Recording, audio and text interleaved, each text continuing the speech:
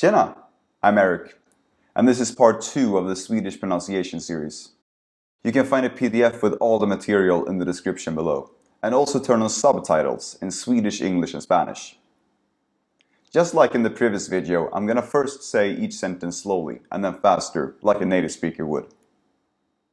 Okej, nu kör vi. Vi ska först titta på 2 vanliga frågeord. Det första frågeordet är vad. Vad sa du? Vad sa du? Lägg märke till hur vi aldrig uttalar det i frågeordet vad. Tänk också på att du uttalas som ru med r och inte som du med d. Du hittar en djupare förklaring till just det här i del 1 i den här serien. Okej, nästa exempel. Vad händer? Vad händer? Vad är mest intressant med Astrid Lindgren? Vad är mest intressant med Astrid Lindgren? Det andra frågeordet som vi ska titta på idag är ordet hur. Hur mår du? Hur mår du? Hur länge jobbar du idag? Hur länge jobbar du idag? Lägg märke till att frågeordet hur i båda exemplen uttalas som hu, utan r i slutet. Det här är något som nästan alltid händer när hur följs av en konsonant. Här är 2 exempel på när hur följs av en vokal istället och inte en konsonant. Hur ofta brukar du fika? Hur ofta brukar du fika? Tja! Hur är läget? Tja! Hur är läget?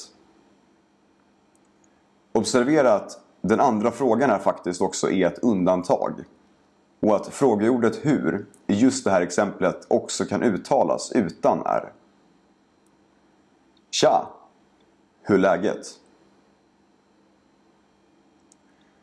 Det här är ett av de vanligaste sätten för folk i Sverige att hälsa på varandra. Så jag rekommenderar självstarkt att memorera just det här undantaget. Så pröva sig de olika alternativen efter mig. Tja! Hur är läget? Tja! Hur är läget? Okej. Det sista som vi ska titta på idag är 3 vanliga ord som folk ofta frågar om när de börjar lära sig svenska. Det första ordet är sedan. Först fikar vi. Sedan jobbar vi. Först fikar vi, sen jobbar vi. Jag bodde i Uppsala för 5 år sedan. Jag bodde i Uppsala för 5 år sedan. Så tänk på att ordet sedan nästan alltid uttalas som sen. Tänk också här på att när bokstaven R kommer innan bokstaven S så smälter R och S samman och bildar ett nytt gemensamt ljud som är en mix av ett R-ljud och ett sh-ljud. Sh. Jag bodde i Uppsala för 5 år sedan. Okej, det andra vanliga ordet som folk ofta frågar om är ordet mycket.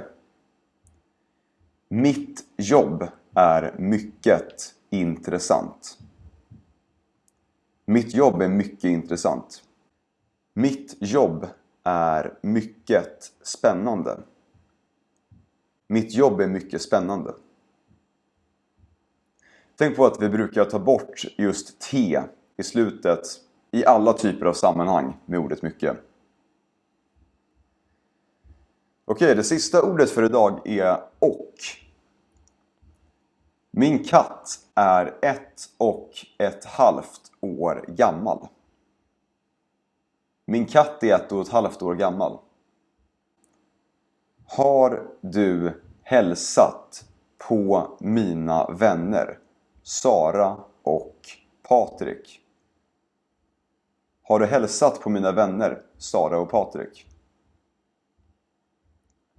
Så, kom ihåg att och nästan alltid uttalas som å. I hope you like this. Feel free to leave a comment with what you would like me to bring up in the future. Vi ses!